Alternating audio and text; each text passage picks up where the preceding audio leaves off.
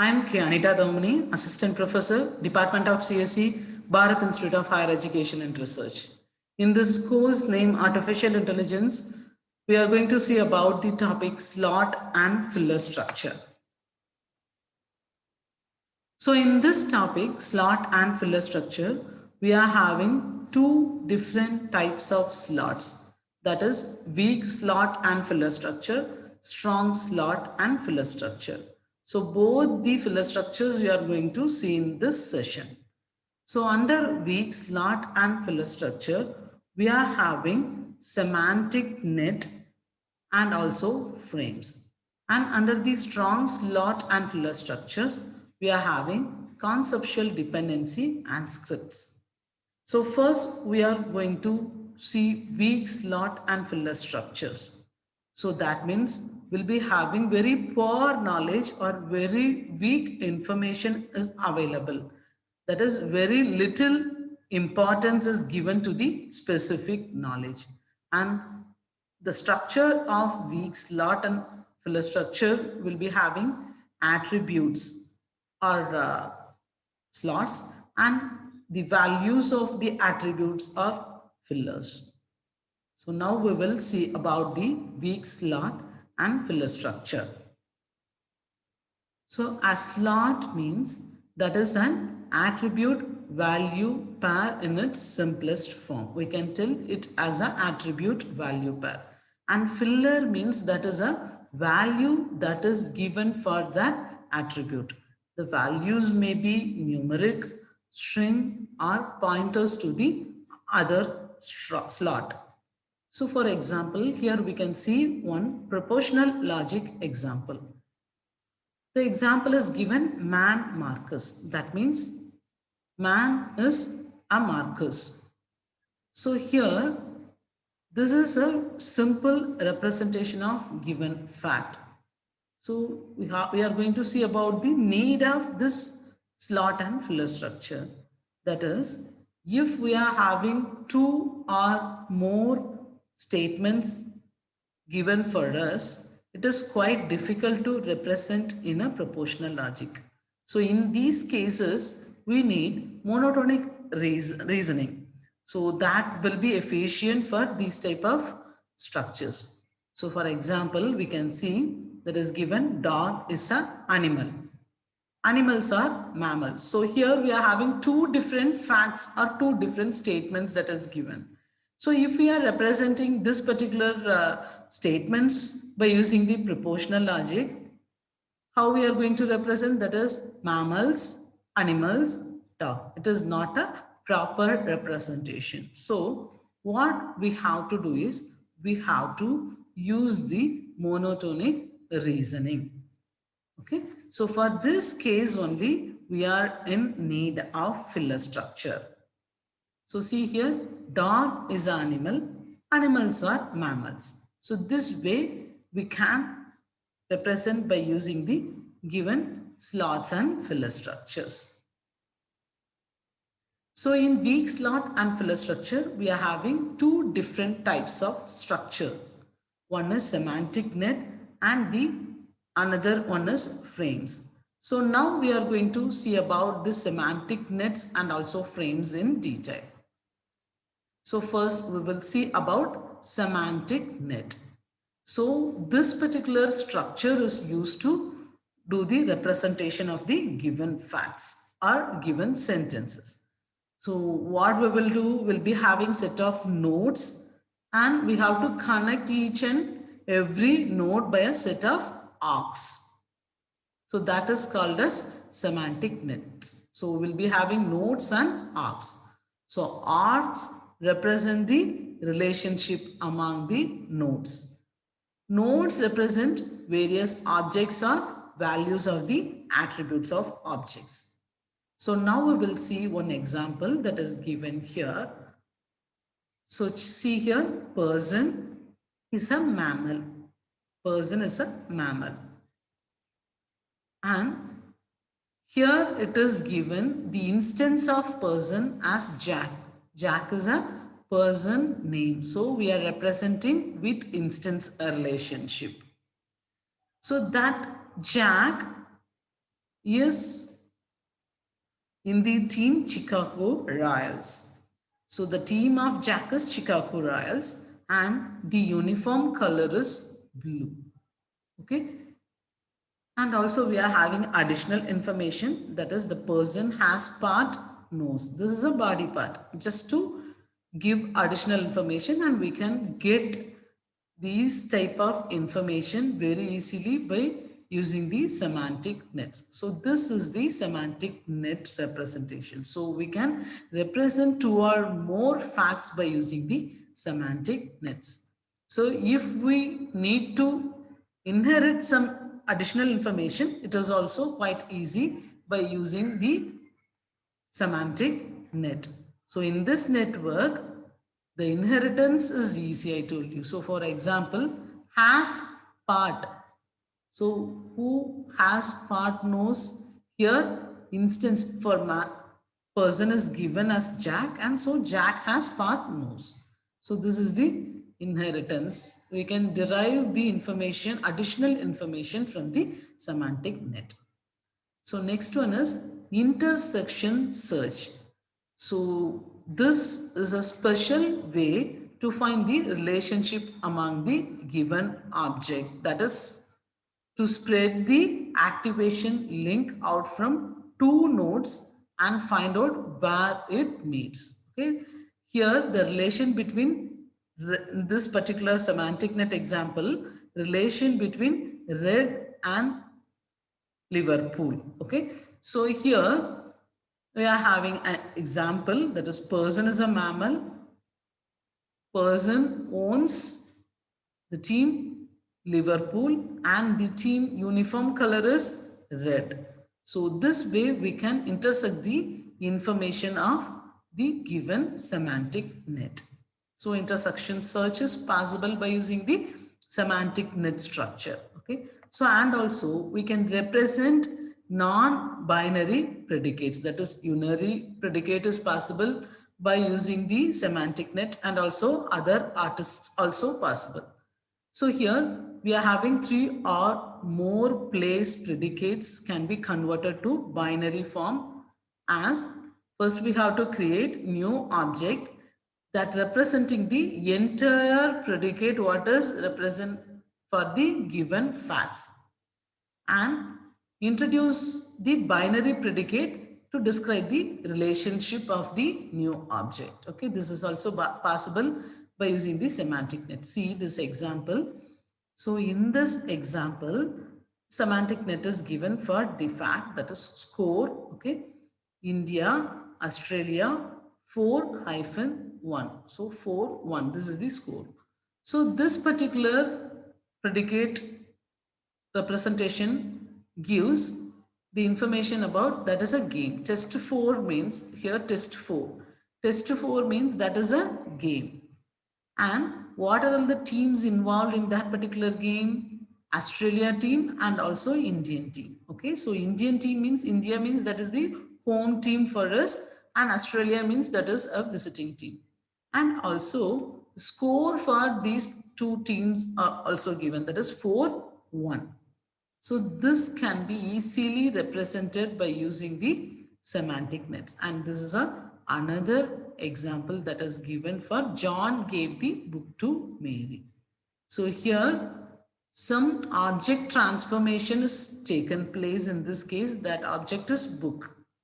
So who is transferring the book? John is transferring the book to whom? Mary. So this type of representation is also very easy in the semantic net representation or semantic net structures. So making some more distinctions, if we want to represent the height of John, okay, John has height 72. This is the fact that is given. So how we are going to represent by using the semantic net?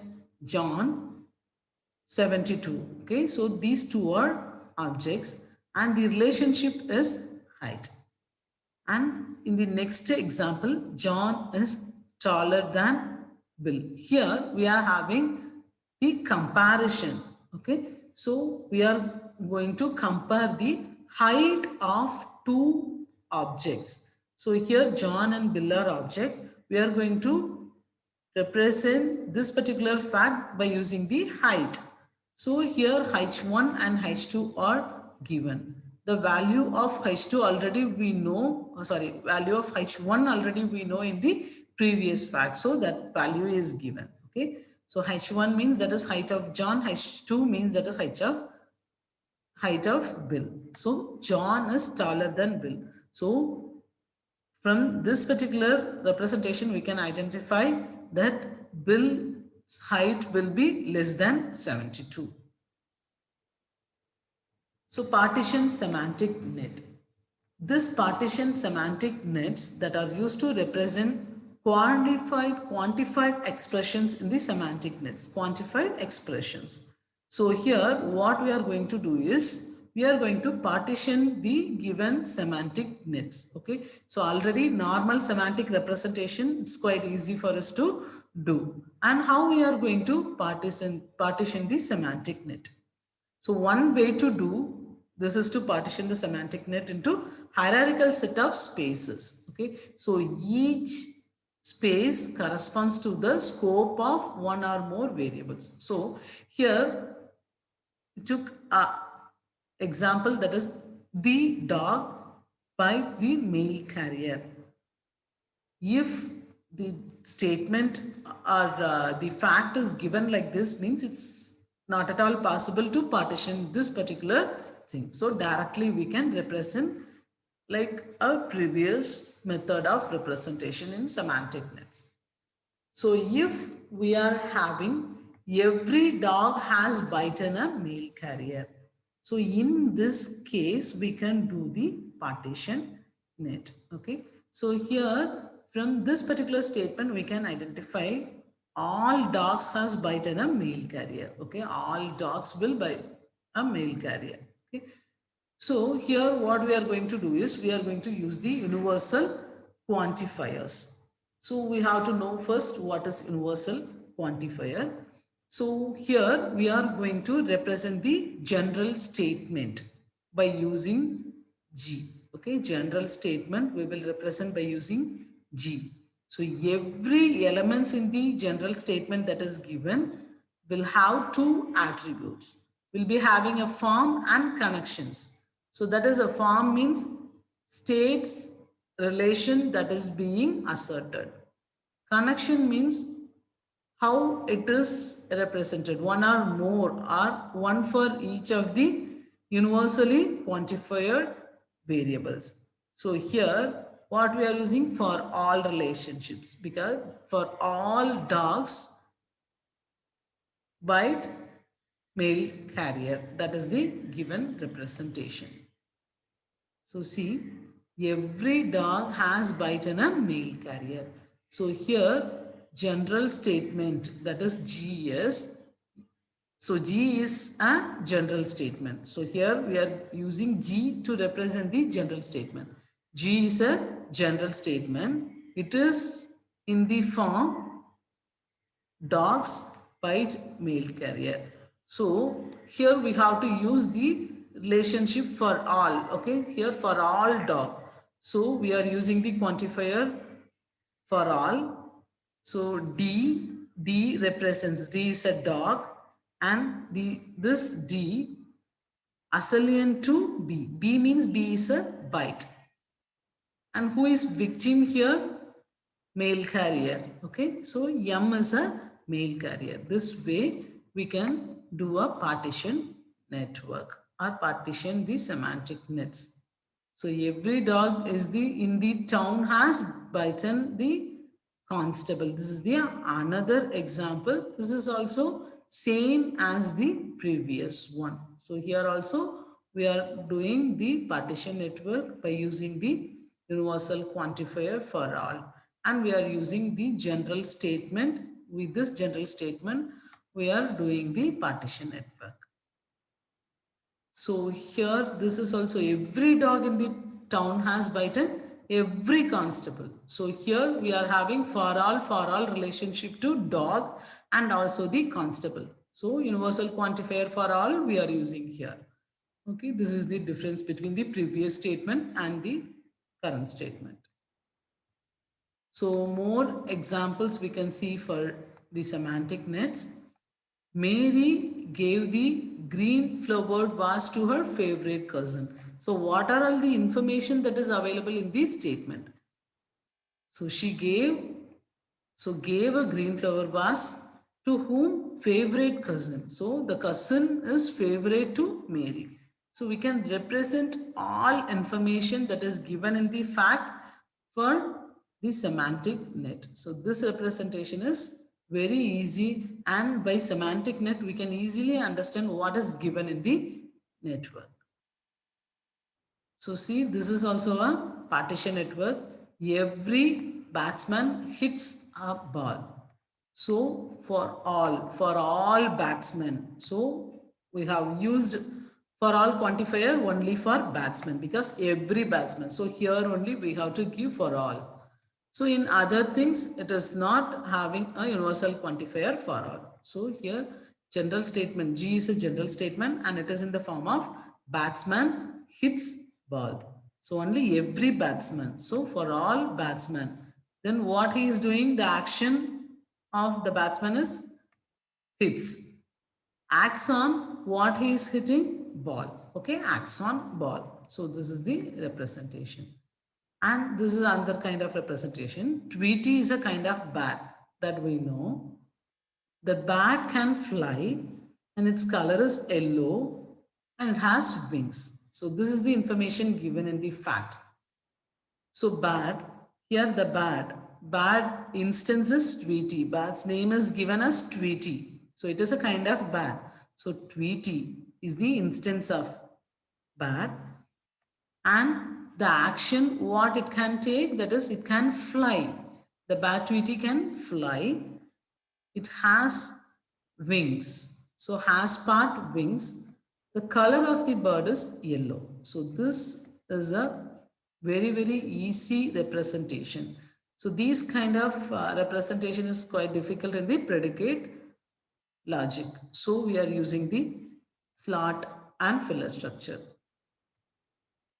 So next representation, next type of structure comes under the weak slot is frames. So this is the another kind of structure, and frame means that will be having collection of attributes that are called as lots and the associated value for the attributes that describes the entity of the real world. Okay, so that is called as filler. Values are fillers, already we saw. Okay, so we can see one example here. We can see an example frame for book. Okay, so the example is book. Here we have to identify the slot and fillers for the frame book. Okay, so publisher, title, author, these are all attributes. Attributes are slots. Fillers means values for that attribute. So publisher means we have to give a publisher name in filler. So that is a value. So here Pearson is the publisher name. Title of the book. Okay. So we are going to give the value for the title. Artificial intelligence. Author name. Sam. So this way we can represent the given statement by using the frames. Network of frames also possible. So we can connect more than one frames to form a network of frames. And here we are having procedural attachments for frames, that is if needed, default or if added. So here these three slots are attributes that are default attributes. If we are in need of any other attributes, we can add it. And if added, we can do, if added means we can insert so many attributes inside the slot, whatever is available. Okay, so these three are the procedural attachments that is possible under the frame representation. So here we are having two different types of frames. First frame is declarative frames and second one is the procedural frames. Declarative means that contains only the description of the structure, frame structure. That is called as declarative frames. Procedural frames means it will be having all the procedure for the given fact. Okay. So here we are going to see about the declarative frames. See here, for example, we can take computer center that we are taking as example for declarative frames. So we can describe, just we are going to describe what are the objects will be available inside the computer center. Air conditioner will be there, printer, computer, digital board. These are all the elements or objects that will be inside the computer center. So just we are describing what is available. That kind of frames are called as declarative frames. So this is the procedural frames. So procedural frames means we will be having the detailed information for the particular fact. Okay. So here we are taking the cleaning the jet as the example for procedural frames. So what we are going to do here is we are going to clean the motor of scooter. Okay. So cleaning the jet. So who is the actor in this case? Expert will be the actor. What is the source of this particular case? Scooter is the source. So what are the actions we are going to make? We can remove the carburetor or clean. So for each and every action, we'll be having procedure for the actions. Okay. So for clean, the name of the action is clean. So what we are going to clean? Scooter engine. Okay. So who is the actor? Expert will be the actor. Like this, all the information will be available in the procedural frames. So now we are going to see one example for converting the semantic network into frames. So how we will convert a semantic network? This is the semantic net example that is given. Okay. So here it is represent the example of cricket player. Okay. So cricket player may be a batsman or bowler. So batsman may be right hand batsman. Bowler may be a fast bowler or slow bowler. And they both will be having average score and wicket taken for bowler. So these everything is inside the semantic net. How we are going to convert it into frames? So here, what are all the major nets we are having? That is cricket player, batsman and bowler. So see here, this is the frame representation. So for cricket player, we are having one frame. That is the team will be there, batting average is a batsman. Okay. So then we are having batsman, bowler, separate frames to represent, because everything is there in the semantic network representation. Okay, that's all. So now we can move into strong slot and filler structure. Okay, so here strong slot means it will be having most and all the information about the given facts. Okay, it will be having more information about the given facts. So it represents links between objects. Okay, so here we'll be having specific notations of what type of object and what kind of relationship between the objects we are having, and we can represent the knowledge about the common situation also by using the strong slot and filler structure.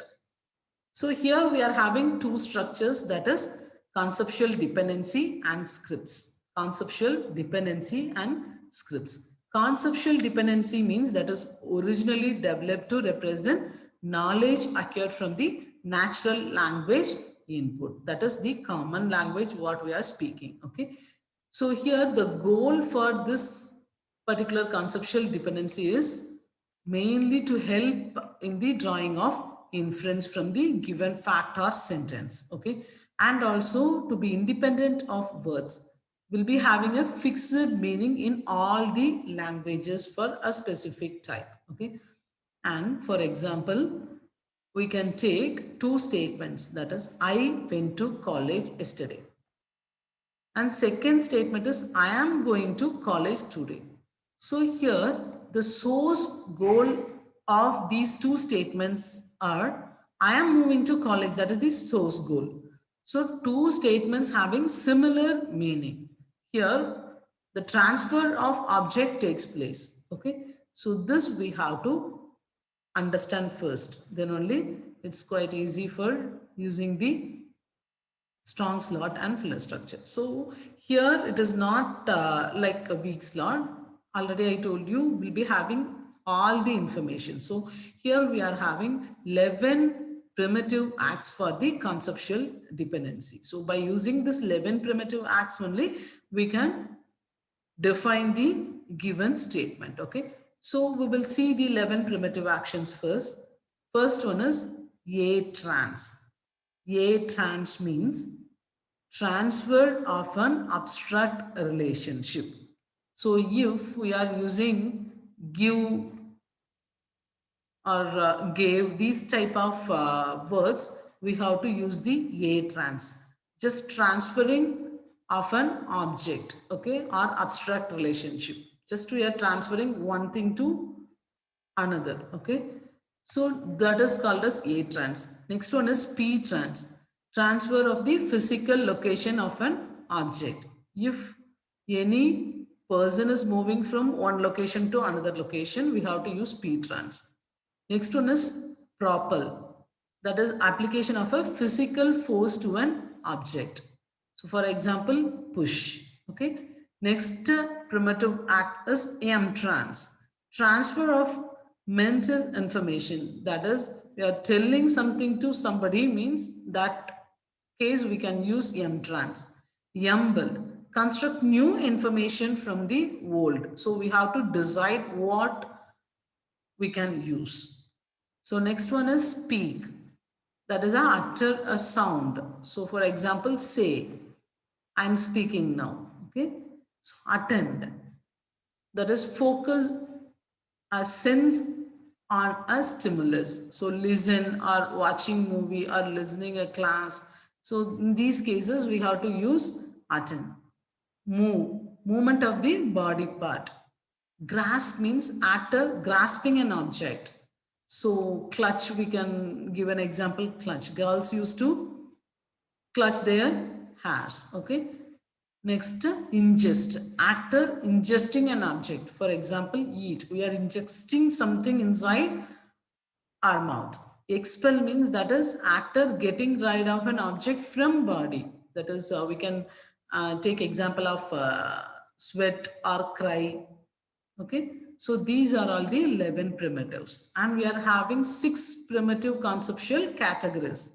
So here PP means that is the real world object. Act means real world actions. PA means attributes of object. AA means attributes of actions. T means times. LOC means location. So these are all conceptual categories. And we are having conceptual rules. Actor, act, object, recipient, direction, state. These are all the conceptual rules. And we are having so many conceptual syntax rules also. So based on these rules only, we are going to represent the given statement. So see here, PP. PP means that is real world object. PP means real world object. So real world object is doing some action. So PPs can perform action. So in this case, we have to use double side arrow mark. So like this, we are having so many rules to follow. So these are all the rules that is given for the conceptual dependency representation or structure. Okay. So these are all the rules. We have to remember these rules. Okay. So now we will see some example. Then it will be quite easy to understand. So this is the example. John gave Mary a book. Okay. So John gave Mary a book. So here we have to transfer an object book to Mary from John. Okay. So John. So why we are using P? So what is P here in this case? P means that is a past tense. So because John gave Mary a book, so it represents the past tense. So we have to give P above the arrow mark. Okay, John gave. A trans, the book is transferred from John to Mary. So book, that is an object. So O is represented above the arrow mark. And here R. So what is R? Recipient or donor, that is R. So here, who is the donor? John. So from John only the arrow mark started, and recipient is Mary. So it is going to Mary. So the book is transferred from John to Mary. So that is the meaning of this particular structure. And see the next example, that is Mary took a book from John. So here Mary took. So we have to start with Mary, and this is also took means that is past tense. We can represent P and A trans, the same thing only, because the book is transferred from John to Mary. So here the recipient or donor will be same as the previous example. Okay. So these are all the directions of dependency. This only we have to represent on the arrow mark. Okay. So these are all conceptual tenses. And this is all the another examples. And next structure is script. Script means that is a structure that prescribes the set of circumstances. So that could be expected to follow on from one another. Okay, so it is similar to a thought sequences or a chain process, we can tell. Okay, it could be considered to consist of a number of slots or frames, but with more specialized roles. Okay, so by using the script, we can represent any event. So sequence of events can be easily represented by using the script structure. Okay, so here we are having so many components, that is entry conditions we have to know before writing the script, result, props, that is the objects or events, roles, track, scenes, everything we have to know before started writing the script. So here we can see one example. The scripts are useful in describing the certain situation. So here we took example robbing a bank. Okay. So here robbing a bank means it involves getting a gun, hold up a bank, escape with the money. So this three will be including inside the robbing a bank. So how we are going to do all these things? What will be the entry condition? What will be the props? What are the roles? And what is entry condition? What is the result? These things, if we know only, we can able to write a script. Okay. So for example, these type of scripts are used in the movie story writing. Okay, so that's all about the strong slot and filler structure. So today we saw about weak slot and strong slot filler structures. Okay, hope you all able to understand. Thank you.